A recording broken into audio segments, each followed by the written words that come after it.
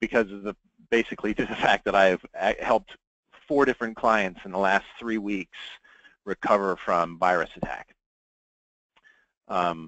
That's a lot, and that's a lot of work in a short amount of time, and a lot of clients who have had trouble. So, Dee, I'm trying to present my screen here, and not seeing the ability to do that at the moment. There it is. Awesome. Thank you.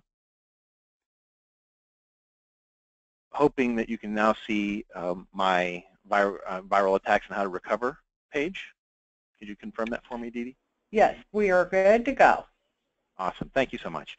Thank you. So I wanted to just start by spouting off a handful of statistics that are easily found on the web, and these are probably antiquated and could be updated to be even more severe or impactful. But I've found that about 6% of workstations might suffer an episode of data loss in a given year. 31% of users have lost all of their files due to events beyond their control: virus, drive failure, damage to the machine. 34% of companies fail to test their backups. And of those that do test their backups, 77% have found that there were failures in the restore process. 60%, this is a hardcore one right here, 60% of the companies that lose their data and can't recover will shut down within 6 months of the disaster. That's pretty crazy and pretty intense information. So I'll proceed now, but the stakes are high with viruses these days, as you've probably heard and read about. In the past 60 days, I've worked on 4 of these. 9 Oasis clients have been hit by some sort of crypto virus. I'll talk about crypto a little bit later in the webinar, but basically this refers to a virus that can attack certain kinds of files and renames them and locks them down so they can't be accessed. What we're interested in doing today with this webinar is helping you gouge yourself, protect your business against these kinds of attacks. And frankly, any data loss or catastrophe with hardware or disaster, these same tools can serve to help recover in any of those situations. The typical situation: a virus enters the organization via an email, typically as an attachment, maybe a zip file or a file extension that maybe the user doesn't recognize or doesn't pay attention to.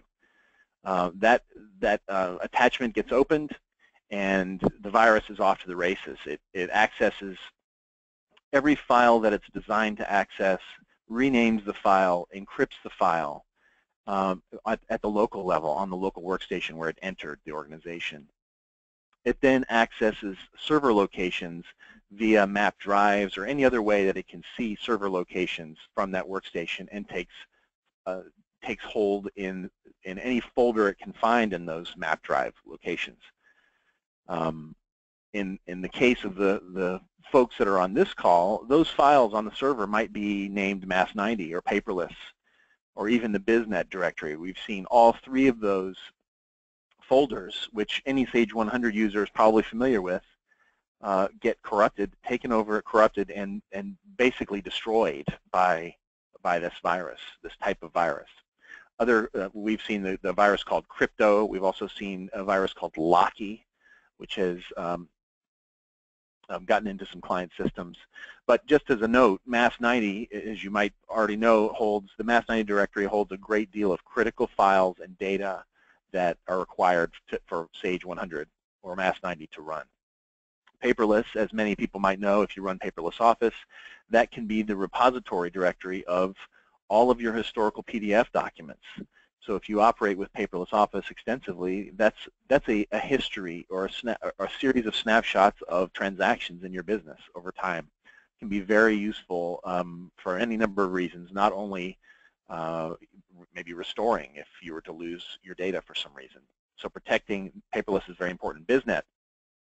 It can be expensive to install and configure BizNet. And if it gets damaged in a viral attack, then there's that expense. Beyond the standard SAGE directories, the virus can invade any map, as I said earlier, any directory, and take over a server. It can look at not just SAGE stuff, but other user directories. If your machine is mapped to a user directory and that map drive has access to other users, those users' Excel files can be taken, PDF files. We've seen all kinds of different files taken and encrypted. As I said, it encrypts the name of the file. So part of the issue here is not only that it locks down the file, but it renames the file in many cases so that you don't even know what the file is that you're looking at. So if you have a directory full of Excel spreadsheets, financial statements, whatever it is, they'll be encrypted and you won't even be able to tell what file you're looking at unless you unlock it.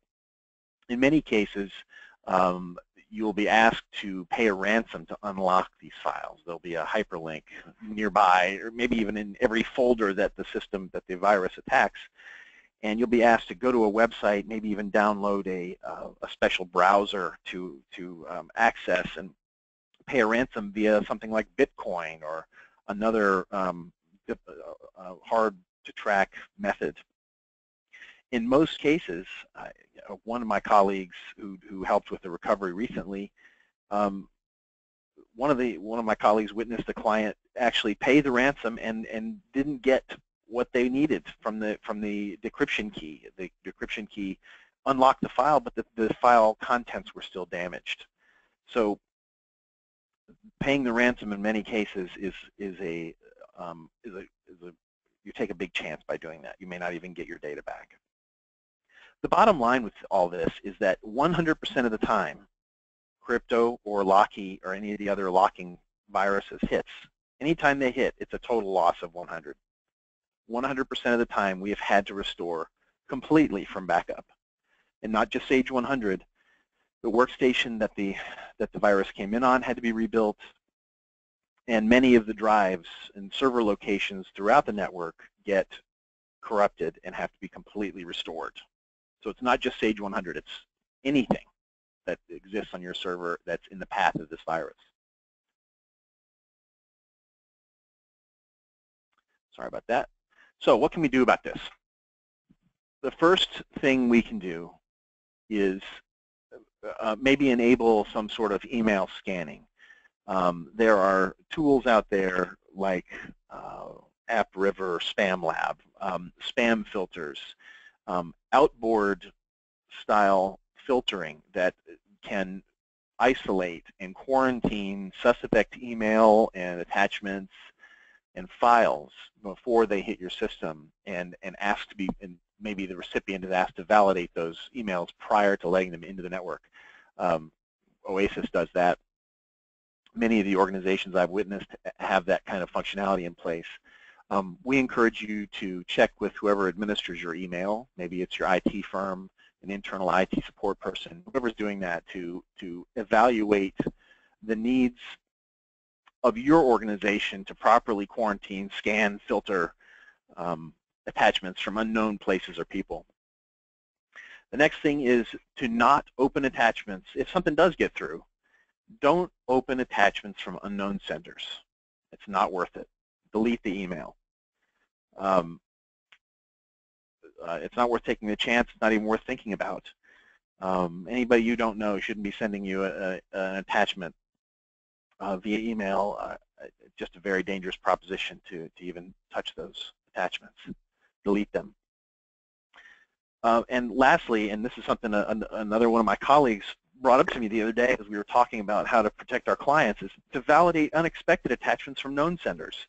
So if I get an email from an internal a colleague and I'm not expecting that email, or I'm sorry, I'm not expecting that attachment, that's worthy of scrutiny. It's worthy of evaluating what the reason was for that. So I'll call the client, call the colleague, and validate that they actually sent that email and the attachment. These days, spammers and other folks out on the web can make it look like something's coming from a known address when it's really not coming from a known address. So beware of unexpected attachments from known senders. The final line of defense, notice there's only two things you can do here. One is protect yourself from inbound viruses, and number two, a defense strategy for restoration of the data, restoring. We would suggest the following, and every client will be different here. There are different requirements. What we would suggest is to work with your IT folks, if they're external or internal, doesn't matter to us, to establish a sound recovery methodology. And what does that mean? That means you evaluate what it will take to restore business under a given disaster, restore business to normal activity. And that's obviously different for every client. So we would encourage you to dive into that and get proactive about it and draw up a strategy for what you're going to do if something like this strikes. Between 2 and 3%, we estimate. I was talking with another colleague earlier. Between 2 and 3%, we estimate our clients have been hit by some sort of crypto virus or mass virus attack, some of which have been able to restore themselves because they had a good backup. But as I said earlier, the ones that didn't, we've had to work with extensively. That's a lot of clients who've had issues. Work with us to validate your strategy. So we're able to look at how Sage 100 is deployed and many of its third-party integrating products and help you establish what it means to restore Sage 100 back to its original functionality. I'm going to take a break here in just a second to make sure there are no questions, but I wanted to go over number 3 here, and that is we suggest a rolling 7 days of daily full backups. And what that means is that at any time we can recover to the last 7 days of business. One of those 7 days we could pull from any of all of the last 7 days and come up with a full backup for the day of that we suffered the attack. And the backup needs to be against a user-free system, meaning everybody logged out. No users logged into Sage 100 at the time of the backup. I realize this may be late at night. It may be during the day when you kick everybody out of the system. The reason everyone needs to be logged out in order to get a solid full backup is that when you're logged into Sage 100, there are many files that can be locked down. And depending on the kind of backup methodology you're using or software that you're using, locked files simply get overlooked. They get grabbed but are somehow unusable. Anything can happen with that. So everyone logged out of the system, daily full backups, 7 days of rolling backups is what we recommend. There are exceptions, obviously, to whether or not your organization could actually sustain 7 days of rolling backups. Maybe you need to have more than that. Maybe you need to have a backup at noon in the middle of the day because there's so many transactions that you simply could not potentially lose 1 full day of business and have to restore to the previous night's backup. We can work with you on that. We can talk about ways to work around that so that the validity of the backup is something we can restore from. Other exceptions to the rule of a daily full backup might be the size of the databases or the size of the files that are being backed up nightly. Maybe you just have too much data to back up in one night. That's something we need to evaluate. It can also cost more to do that. And as I said earlier, the timing, it may take too much time to back up the size of data that you have. Any of those issues we can work with, and we list these out and we put together a strategy that makes sense. A lot of clients like to use incremental backups. I can give you personal experience from from a restore from incremental backups. One client had an incremental backup that we tried to restore from, and I found that many of the files were actually missing because they were locked down when the incremental backup happened. I was able to piece together and recreate, mostly rebuild, many of the files that were missing. But it turned out that that backup file was not valid. It wasn't an incremental backup. There are just many potential problems with the contents of incremental backups, and so we're not recommending them as a backup methodology. Directories. The directories that we advise to include, they certainly isn't limited to this, but for Sage 100's sake, in a standard Sage 100 deployment, we would look to have the entire Sage directory grabbed.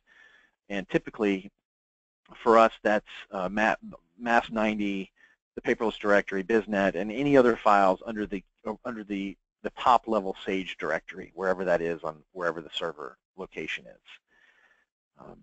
And so obviously there are ways to get that done. There are ways to pull a copy of the backup off-site, back up to the cloud. Any of those options can be valid. We just need to look at them. So I'll take a break real quickly. Hopefully there are questions or comments from our audience. Edie, do you see Actually, anything coming in? someone, Pat, someone is asking if you could please repeat what were the names of the tools that we can use to scan our email? What were the suggestions? Oh, sure. So one of the options is the one that Oasis uses. App River Spam Lab is where I get my quarantined email from, and basically they are the firm that is able to scan and filter through our inbound email traffic and quarantine as needed. And they set up filters that I'm sure we have the ability to help them identify and design. But there are numerous options for that, and an IT professional, someone who manages email network, email servers and Exchange and Outlook, would have really good information on how to deploy that. I hope that answered the question, Dee Dee. Yes, it looks like it did. There's another question. They're just very concerned. They're very used to doing incremental backups. So it's kind of a security thing, they're saying, that you're saying not to do that. They want to, could you explain that one more time? Okay. We don't recommend incremental backups because there are many cases where certain files are locked. And I know I already said that, but I'll just repeat it. An incremental backup can be useful. The next page of my presentation talks a little bit about what we can do with an incremental backup. Basically, the bottom line is that if you are going to do an incremental backup, that you put into place a practice to test restore from it. For us, it's not a secure way to go because we can't be sure of what files are locked down at the time of backing up via an incremental backup. In the case of doing one at nighttime, we can do certain things and take certain procedures to make sure everybody's clear of the system when we get a clean, user-free backup.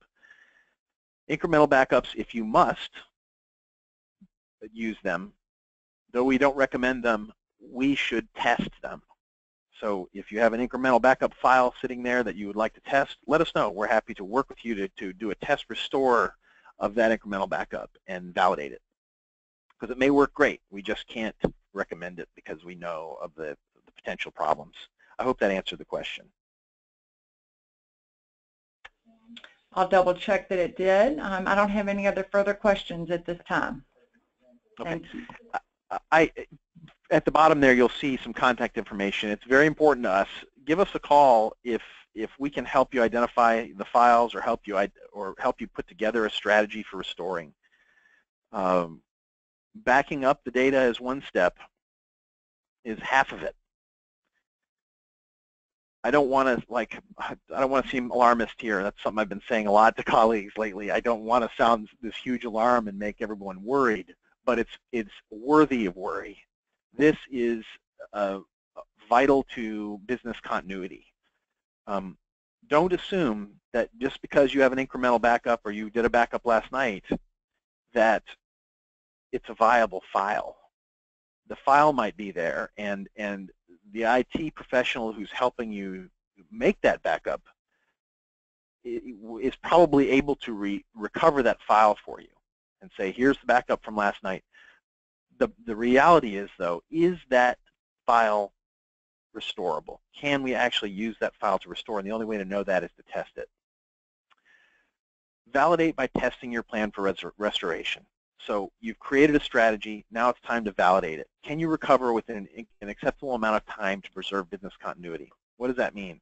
If you're a manufacturing company, what systems on your network are critical to manufacturing? Or how long can the line go down while we mess around with restoring the system? at what time of the week or what time of the day are you running payroll? And if the system goes down the day before you have to cut payroll, what does that mean? Have you looked at your files?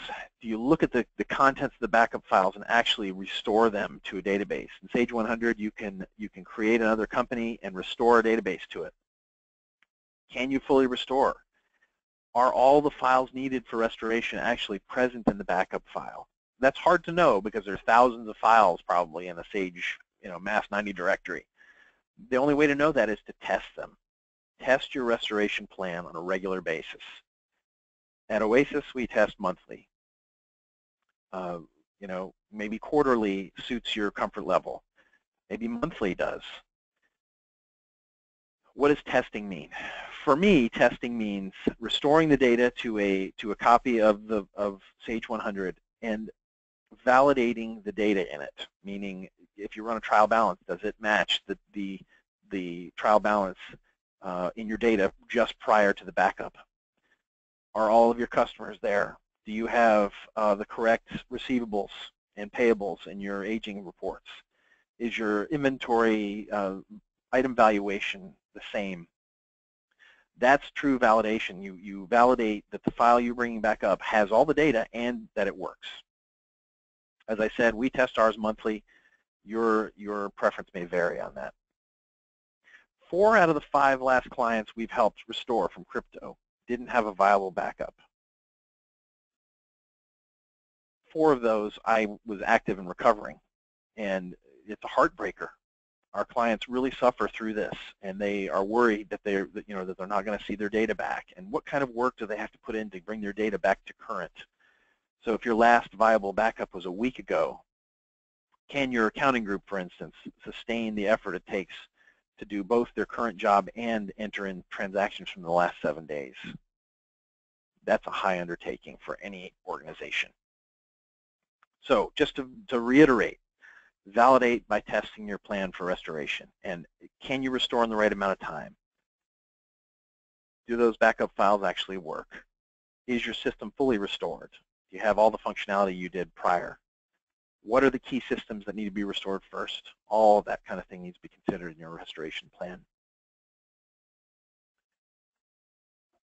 Just a little data here at the end. In one case, it cost the client more than 30 grand for a restoration, and they're still not clear of it.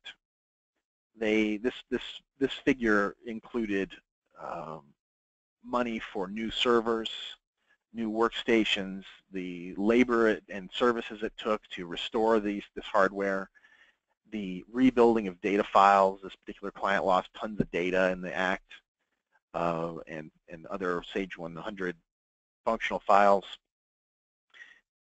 So the idea of having to restore itself, the act of restoring, costs a certain amount of money, but also the downtime. They were down for a full week, and in most clients couldn't imagine being down for a full week, much less being down for 2 days, or a day, or 6 hours. The loss of business can be pretty crazy. So in closing, and I've only taken about a half hour here, I want to make sure that we leave room for questions, and if there are any, but try to move your thought process from a backup strategy, meaning I hear this all the time. Yes, we're getting daily backups. Yes, we get an incremental backup every 30 minutes, or we get an incremental backup at noon, or we have a cloud backup, or someone takes a backup on a jump drive home every night. Move from that way of thinking about it to a recovery strategy. Be thinking about, yes, I can recover from this file, or yes, we have a plan for recovery. Yes, we have considered everything that it's going to take to bring the system back up to full function, 100% functionality. If I could leave you with anything at all, it would be to start thinking in terms of recovery, because chances are your organization could get struck by this, and it will hit instantly, and there won't be any warning, and all of a sudden nobody will be able to get into Sage. So that's what we're trying to prevent here. Call us if you need us. Contact us at support. Let me see if I can scroll back to the support phone number and support email address. Let us know if we can help you. That's what I have for today. And Dee Dee, I'm hoping maybe there are some questions or comments from our attendees. One person wrote in, "Thank you. This was very informative, but scary," which we all Very understand scary. that. It Yes. scares me to death, and it's heartbreaking Right. for our clients. It really is. It's worthy of being scared, but you have the ability to be ready. So rechannel the fear and worry into action about how to put together a recovery plan. Get everybody you need involved in it because it's critical. Anything else? No, it doesn't look like it. Actually, wait a minute. There is another question just popped up. It says, can we have a copy of the PDF? Yes, certainly I can send that out. Also, we want everyone to know we are recording this, so this will be on our website. It'll take a couple days for it to get loaded up, but we will have this on there. But yes, I can definitely send you this PDF.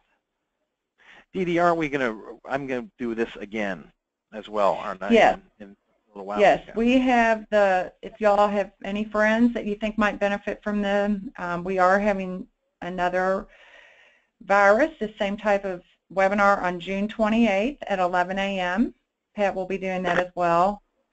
We are having a webinar on June 21st regarding fraud, and on June 8th we have a BizNet webinar. So feel free to contact me at Oasis. I'm at 502-429-6902, extension 235, if you want me to sign you up, or you can go to our website, www.oasisky.com, and sign up there as well.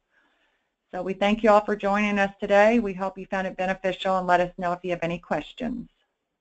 Thank you all very much for joining me. Take care. Thank you.